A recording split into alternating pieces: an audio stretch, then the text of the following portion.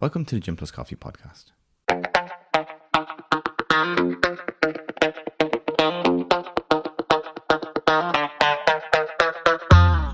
Welcome to episode 5.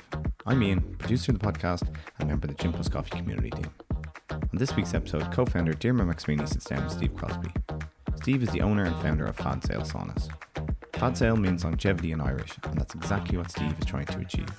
Longevity of health, wellness, and the often overlooked social side to this Finnish tradition. We hear about the tradition of sauna, the benefits of sauna, Steve's plan for the future, and how sauna is the only Finnish word in the English dictionary. Don't fact check me on that. We also learned that we've been saying sauna wrong this whole time. In Finland it's pronounced Sow-Na. Tomatoes, I suppose. Hope you enjoy.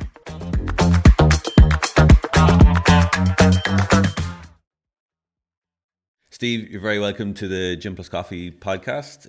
Thanks for joining us. Darren, thank you for having me. Delighted to be here. So Fad Saoil is a long-time member of the Gym Plus Coffee community, Yes. I'd say, and yourself as well. It's been amazing, like collaborating with you guys on different events and different things that we've hosted. And obviously, we're going to get really stuck into Fad Saoil and what you've been building there, and I suppose the passion, but also there's a lot of education piece there as well. So I really want to get talking about that, but I suppose before we get into that, it'd be good for people to understand the context of how you got there. So you've had a really interesting journey or career, let's say. Do you want to give people kind of the few years leading up to that and telling them about, you know, that professional sports career, and then we can kind of get into how you transitioned then to Fad Saoil? Absolutely. I started this career from a passion of playing rugby professionally originally. Was lucky enough to get a spot in the Leinster Academy, and then I didn't manage to get a contract there. Went down to New Zealand, Munster and Connacht, so got to see a lot of different environments. And I suppose without even realising it, fitness was always like a massive passion of mine without even knowing. But it was also like the recovery aspect and like rebuilding to get back to being able to perform day in, day out, week in, week out, was something that I just internally loved, that challenge, but probably didn't realise it a lot until started thinking about life after rugby. And what would I do, because it was very much all eggs in one basket for me. Rugby was everything. It was like school went aside. It was always me with a ball in hand, always trying to figure out how I can make this happen, to even a point where I had my parents have to be brought into a parent-teacher meeting being like, he has no courses on his CAO because he's going to make this happen, is what I was saying to them. And then obviously the teacher was terrified of that thought, because it's not really a good strategy, is it? Like, but look, it got me there at least. And then, it kind of fell into the passion of recovery. I've always sea swam. But I haven't been oblivious as to how cold it can be as well, especially during the winter months. And then I suppose sauna bathing was always preached in any environment I was in, which I found very interesting, like, because there's lots of different teams of different recovery methods that they tend to promote a bit more. So is that in like strength and conditioning, physios, that kind of stuff? They were already like preaching all of those kind of benefits? Yeah, so like your typical week, you'd have 2 like heavy training days, and then normally would have a down day or recovery day in that week, depending on when the match is going to be played, etc. So it changes. But you were kind of let do. You were kind of like team recovery was always like one little segment. So like you had to do X, but then you were kind of promoted to do your own one as well, whatever you found most beneficial. For me, that was always a swim and a sauna. I suppose trying to get other people to come with me was always a passion of mine as well, because if you didn't get it, if you'd never kind of I was lucky enough that I was thrown in at a young age. I'd never had to think about it. But then when you told me that it was good for a recovery method as well, and it was only going to help my performance, Science Seal delivered, never had to look back. And then trying to get lads to come with me was always my fun, because I'd have lads like just saying, absolutely no way, there's no way I'm doing this, like you're absolutely mad. And I love that secretly. So what were lads doing at that stage then, if they weren't doing what you were doing? Like, what were they doing for their recovery? You could do, Pilates, yoga, stretching, active walk recovery as well. Just like, because it is a heavy training week, but it's important not to just go completely sedentary, let's say, and just like not do anything. You got to keep the body moving. as an active form of recovery. So for me, yeah, like whatever about the physical benefits I got from the sea swim and the sauna, it was more like it was more the mental kind of switch off and the total disconnect from everything as well. Yeah. So like kind of reconnecting by disconnecting, I suppose, was always the kind of thing that I, didn't really realize how much I liked it in the moment of the rugby part. But then the more I was kind of thinking about life after, I was like, God, this just sets me up for any day ahead, no matter what is coming on. So yeah, and I'm looking forward to kind of digging into that with you in a few minutes, just because it's the physical and mental benefits of what you're doing, I suppose, and what people are enjoying is really the interesting thing for everything. I think why people are kind of just running towards what you're doing at the moment. But probably isn't spoken enough about is that transition, say, from having a professional sports career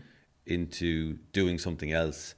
And something that you're passionate about, you don't want to just tick a box. Yeah. I don't think you're You're not that type of person. So, can you tell people about that? Your decision to not play and then trying to find what you want to do next. Like, is that a difficult journey there? To make that leap. It's definitely challenging. It's especially when you kind of went the route that I went, where I went all eggs, one basket. Now, I will say, I used to be an ambassador for Rugby Union Players Association, RUPA. So I was academy representative at the time, and they are very good at promoting to have a side hustle and, having a degree going on in the background too, and making sure that you're getting mentoringships with other things you find interesting and all that. So, it wasn't like my route is promoted, let's say. But I just always felt like I had to do a bit more until I secured that kind of long-term senior contract in my head mentally, because I only had one shot at this. And because I didn't secure the senior contract with Leinster, it definitely made me just want to go all in. And until I was comfortable with being able to balance stuff then, but again, hindsight's 2020, if I was able to actually balance it at the time, it probably would have only benefited in my rugby as opposed to constantly going for it. But the transitioning period is a daunting time, but it's probably like anything else. If you bury your head in the sand and stay away from it, that's going to only get worse and worse and worse. But if you face it front on and just start slowly in small steps and build a bit, and becomes less and less daunting, and then you can transition into whatever it is you wanted to do. So again, I thankfully had this idea, but it was only an idea. And I remember coming to you at the very start, before I even started the business, just about what you were doing with Jim Plus Coffee and just how such a cool lifestyle brand it is and so unique and different. And you were kind enough to give me the words of wisdom and guide and steer, because crazy ideas going on here, but trying to get it actually templated into a process is a different story. And then when you start seeing that, then the momentum gathers and you get excited, you get passionate, and you're just nothing's going to stop you then, and that's the amazing feeling, like going through that hardship of how do you create something. And I'm not an entrepreneur, I've become one, but I didn't think that I was, and I suppose what has gotten me to it is because it was so different. I don't think I ever would have done anything unless it was different. It wouldn't have interested me enough. So trying to crack the code, which we're still trying to do, because it's still new. It's not set up yet. We're constantly kind of a little bit restricted in what we're doing. So would love to really kind of establish it and get from being a cool idea to actually, a permanent social hub. Yeah. So yeah, maybe before we go any further, we should probably introduce, just in case people don't know, what is Fad Saoil, what is the passion behind it, and how do you describe it? You just used the word social hub there. So give people the kind of black and white. What is Fad Saoil? Well, Fad Saoil firstly means long life, longevity. It's one of the main health benefits from sauna bathing and sea swimming. I called it that because I don't have a lick of Irish in me, and when I was abroad was absolutely devastated. And I was pretty decent in school, but then when I was told that I didn't need it as a young lad trying to go play rugby, I was like, grand, one less subject to not worry about. So I'm definitely going to go back to learn Irish. Can't wait for that. And then, yeah, I suppose it, like looking back into it when I was looking for the name of it, I just thought it was a really cool concept because for me, whenever I went to the sauna, I loved the people I met and the chats that I had because it was always different heads, different people, different backgrounds. There's no titles. You're stripped down to your bare bones with togs because we're Irish, and you just open up and you're vulnerable because you're in a very stressed environment with the heat, and that's very good for you. But also you don't have time to kind of sugarcoat a lot of things, so a lot of honest chats happen in there as well. And for me, I always kind of related it to the pub, where you get to allocate time with nearest and dearest and strangers when you're going up to go for a drink, and you just bump into somebody at the bar and just whatever that special moment of energy clicks and you get to have a great chat with somebody. So that was always the thing about this, is I wanted to portray and market the fun of the experience. And obviously there's massive health benefits, but for me, if I wanted to get into anything, it had to be fun first. So kind of just thinking that way and promoting it that way. It's time for a quick break. I hope you're enjoying the episode. Just to let you know that we have a special discount code for podcast listeners. If you go to our website and enter POD15, you'll get 15% off. That's POD15 for 15% off on all Gym Plus Coffee websites. Don't forget to follow us on Spotify or wherever you get your podcasts and turn on that notification button so you never miss an episode. Now let's get back to the chat. What is the science behind it? Because I know in Greystones, you do have that education piece, which is a big part, I know, of what you're passionate about. It's not just there for fun and everyone can come down. It's like actually letting people know, like, what are the physical and mental health benefits and the combination of the two. Obviously you're not providing the C, but like what is that cold hot breakdown? Well, look there, so like the mantra of Fad Saoil, let's say it's communicate, educate and inspire about the powers of the sauna. So like we communicate it first by trying to educate people and then inspire them by the action of it. So the communication side of it, so like the many health benefits, honestly the list is endless.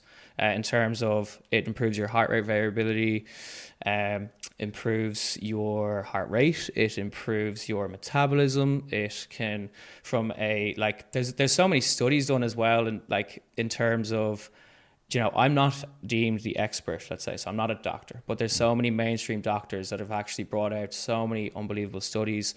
Susanna Soberg, Andrew Huberman, that are kind of mainstreaming all this and certifying how good the studies are that are done. As an example, there was a 20-year study done in Finland by Dr. Jori Lankinen, and they did a long study over 2,000 Finnish men, and they segmented sauna bathers in to categories of 1 to 2 saunas a week, 2 to 4 saunas a week, and 4 to 7 saunas a week. And there was the big kind of overall founding of this was the increase of longevity. So the decrease in all-cause mortality diseases. So they're deemed to be the diseases that you don't really have a lot of control over. Your genetic makeup gives you more of a risk to be prone to these types of diseases, right?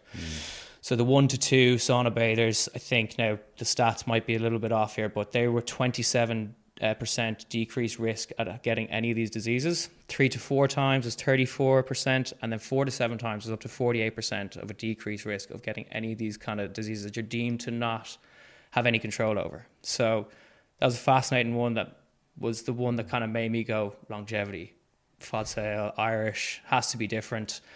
And that's why it is different with us here as well. We're one of the only countries that is, I suppose, promoting the sea swimming element of it, because it's a massive cultural thing for us. It's a lot of like river swimming and lake swimming in other countries. So that's a really unique kind of thing that we've started here. Now other countries have started doing it, like in the UK and stuff now as well, which is great. But it's just cool that like we have our own culture of it already. And when you look back at it, like in the 16th, 15th century, there's old like kind of sweat lodges out in Wicklow in the mountains and stuff. So like there is an old traditional kind of Irish sweat bathing culture there. That's cool. So it's really cool to kind of like, I suppose our next step now, we've kind of promoted the fun enough. So now we're really going to delve deep into the educational side of things, because we've gotten the attention of people now. it can be for anybody, and that was always the way that we wanted it to be. And now it's going to just be, look, because when we get people coming down regularly, they now really want to know the why, and like, how many times a week should I do it? When should I do it? Different protocols, different things. So yeah, because people are getting quite knowledgeable generally, so I think they're not coming for, they're wanting more. Yeah. And you mentioned Finland there. I know you've done a number of trips, obviously, to educate yourself, so you can kind of bring some of those learnings back.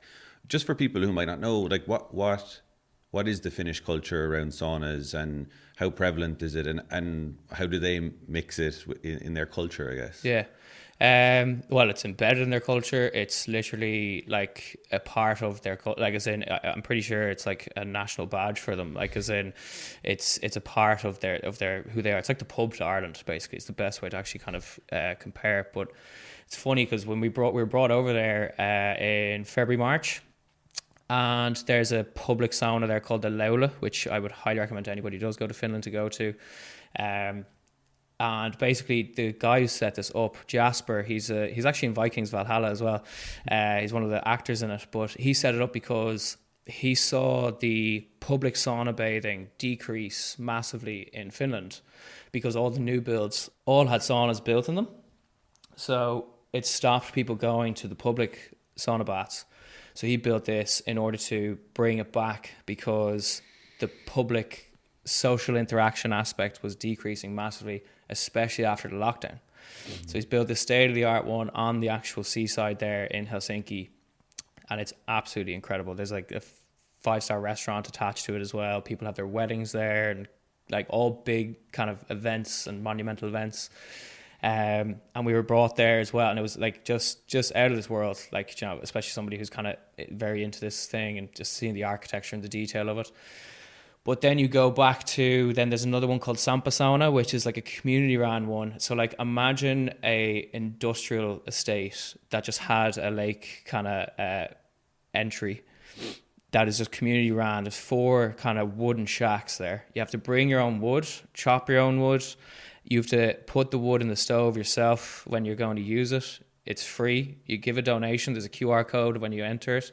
But then there's like a little hangout area, all like kind of, you know, raggedy benches and like just handmade stuff that it's all been community ran. And it was we spent 3.5 hours at this frozen lake. It's like -1 degrees. There's lads with pickaxes smashing the ice, getting into it. And then you're in a 100-degree sauna there, like proper traditional Finnish wood burning stove. And we just met, like, I'd say 15 people there, 2 Norwegian guys especially that were kind of doing the same thing that we were doing, because my cousin Scott came over and he had very little interest in saunas anyway, but we just hit it off with them and, you know, exchange contact details and just have friends now. You know, we're going to go meet them over in Norway and have a laugh and just kind of, it's just, and that's the part that I love, is the social interaction, the community building aspect of a sauna, what it can do. Yeah, so tell us then about how would you describe that kind of special atmosphere and feeling that you have in Greystones? I'm lucky enough to have been there a few times to experience it firsthand, but you have a very unique space there with Tiglin and Rise of the Cove. Do you want to tell people about, like, how would you describe it to someone who hasn't been there? Yeah, it's very unique. It's never going to be replicable, let's say, in my eyes anyway, just because of I suppose it was the idea coming together at the same time with the cafe for the guys, and when we were trying to get into Greystones, and just these things happen for a reason. Phil Thompson, the CEO of Tiglin, his wife Anne was down with a group of girls, and we were on the North Beach originally, and she was from Cork, so of course my Cork accent came out, and then we got chatting, and she was like, you have to talk to my husband and his business partner, Aubrey McCarthy, and they came down, just a bundle of energy, and we're like, right, this is who we are, this is what we're going to do. We'd love to have you on board with it. And didn't even have to think about it. Like, we'll worry about the logistics and all that afterwards. And yeah, so Tiglin, for anybody who doesn't know, it's the longest rehabilitation program in the country. So the guys start off in Ashford originally. Now there's many other sites as well, but the guys that we deal with and work with, and they do 12 months there, and then they graduate up to Carrigeeden, which is up in Greystones there at the Cove. And the whole point of the Rise of the Cove Cafe is that it's a social enterprise cafe. So it is basically a stepping stone for the guys to reintegrate themselves back into society. And it's amazing because I've seen firsthand and heard firsthand from the guys their stories, but like we're literally made to this stage now, so and they're at the stage now where they just cannot stop talking about their journey and helping people as well, which is unbelievable. But I like to think that the sauna has definitely helped that in terms of reintegrating them into the society and community, and how unique those chats are and honest they are, and really digging into deep stuff in order to help other people. Like so, and then you're doing that, going for a swim, screaming, shouting, roaring, hating how cold it is, getting that shock, which is what you're looking for, and then it's okay because the hot room's up there again, so you can just go straight back in and warm yourself up, and then grab a coffee and continue the chat. So what does the future look like for Fad Saoil? What's your vision for how you kind of in some way even use the map of Finland that you've kind of enjoyed and experienced? Like what are you looking to achieve? What I would love to see is there to be one of these on every beach in Ireland, because I truly believe that there isn't a beach where it wouldn't suit, because it's that flexible and adaptable. Running water for a swimmer to shower afterwards, and a shelter to change. And I think, like, from a mental state of mind for our country, what impact such a small thing could do nationally should absolutely be addressed in terms of just getting people living healthier and making their life richer and enhancing their lifestyle choices. It sounds simple. Yeah, I wish it was. Yeah. I suppose just on that, like, have you experienced kind of frustration? There must have been points of encouragement and points of frustration over the last number of years. I know from talking to different people, trying to set up different businesses or just get things going, that, it's not always easy. Like, have there been obstacles over the last few years, and have there been points where you said, like, it was a unique opportunity where the kind of stars aligned, for where you are right now. Is the opposite true as well? Is there kind of obstacles in the way from kind of achieving that success that you just laid out there? I think no matter what it is you're doing when you're starting something new, as you know as well, like, there's going to be obstacles, full stop. But then when we're trying to create something totally new as well, it's been difficult. Yeah, it's been difficult to get the ear of the shot callers, let's say, just to be able to, I suppose, promote it the way that we want to. We want to work with these people too, and making sure that it's done to a professional standard, and listen to the kind of things that might be deemed as rubbing somebody up the wrong way or something like that. But again, it just needs a chance to be given to actually trial it for a certain period of time, and then all the worries that they potentially could have could be very easily eliminated. Like, we've been operating for 3 years now, and thank God, touch wood, we haven't had any serious mistakes or fatalities or injuries or anything like that. And I suppose that kind of is down to the training that we do with the staff, the sites that we are located at have all the facilities that are needed to make sure that everybody just has a safe, fun experience.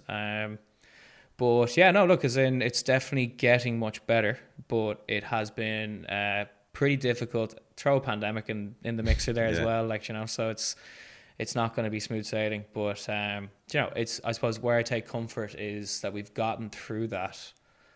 So can only go up from there. And also the result of the pandemic has been a massive benefit for everybody in terms of doing more for themselves from a mental and physical benefit as well. Like, they're trying to make their life richer and enhance themselves a lot more. And we've noticed that massively with the amount of people that are coming down. Yeah. Yeah, we hear it a lot, just in terms of people trying to get things off the ground, particularly like physical locations where you're trying to do something a little different, or trying to bring international health and wellness trends to Ireland, that there can be at times just a little bit too much red tape around things, when, I suppose we all wish that maybe it was more facilitating people to try and get these businesses off the ground, as opposed to kind of the opposite, which is some of the experiences that we've heard. you are at the forefront of bringing this kind of international trend to Ireland.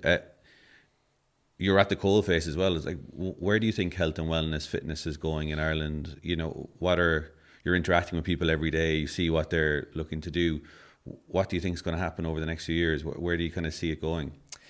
Well, I don't see it going. I see it only increasing. It's insane. Like, just even as my own kind of group of friends that I hang out with, you know, all kind of different thinking hats and different professions and different lives, but we still stayed very close as friends. And it's amazing just to see how people are even, you know, planning holidays to go away for a wellness holiday.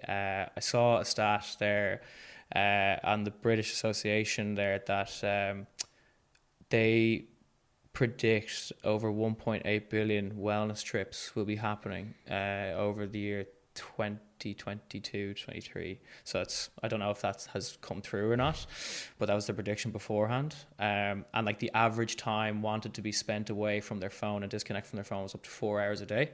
So whatever wellness trip was kind of made or itinerary was packaged or anything like that, the want from the customer was over 4 hours of being away from their phone. So like, we all know that we need to do this, but we're just looking for that quick dopamine hit. We're looking to just get through the day and short-term think, because life is fast, society's built that way, everything is quick now, and there's not a lot of deep thinking going on. And I think finding time to put aside to do that with healthy habits, it doesn't have to be sauna bathing, but like sea swimming, it doesn't have to be either, but we do things like acupressure as well. We've got acupressure mats. That was a way that we would be able to kind of survive through COVID, to provide a service that will allow you to release, relax, recover. And I only see it going up. Like, I can't see it going away, which is amazing, because I thought it was going to be this fad, or the Fad Saoil, and that it would peak and trough, but it's only increases. People looking for more and more, especially with the weather coming out now, just making life a lot easier to actually get encouraged to do these things. So it's about embedding yourself with these habits to, you know, have the 80-20 rule, where you're living well for 80%, and not well, but like healthily and happily. And then if you do want to disconnect and go to the pub and have a few pints, that's absolutely fine too. It's not for everybody as well, but yeah. So my last question, we've built Gym Plus Coffee around this idea to make life richer and to build a community around that. What does make life richer mean to you? And it can be that phrase, it can be, you can define it or just describe it in your own kind of experiences with Fad Saoil or wider than that. But yeah, what does that set of words, make life richer, mean to you? Yeah, I think the make life richer to me from a Fad Saoil perspective is that we get to see so many first timers experience this experience, and you can physically see the change in demeanor, in their body posture, in their mood the second they come back up after we ask them how was that. And you can only imagine the type of answers we get. But they come out and their shoulders have gone from tension from their ears to right back down to, you know, in a nice calm state of mind. So like, for me, we get to see people taking their first step in a lot of senses to make their life richer by doing something that has put them out of their comfort zone, and then spoken about it then afterwards, and then understand it, and then really kind of embed their habit then, you know, as opposed to doing it once and then just falling off the wayside. So like, I love seeing that happen time and time again. I'll never get sick of seeing a first timer coming down to us because I really feel like that we're impacting directly to the source, the community, which is, you know, great for me personally to kind of see.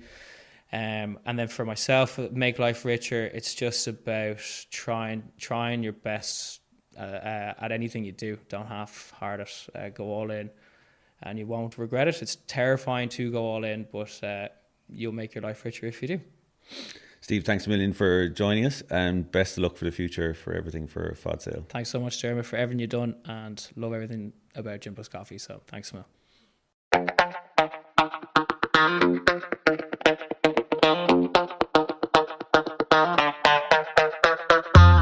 You've been listening to the Gym Plus Coffee podcast. If you enjoy these conversations, don't forget to follow us on Spotify or wherever you get your podcasts. and turn on that notification button so you never miss an episode. Don't forget, we have a special discount code for podcast listeners. Go to our website and enter POD15 for 15% off. That's POD15 for 15% off on all Gym Plus Coffee websites. Thanks for listening.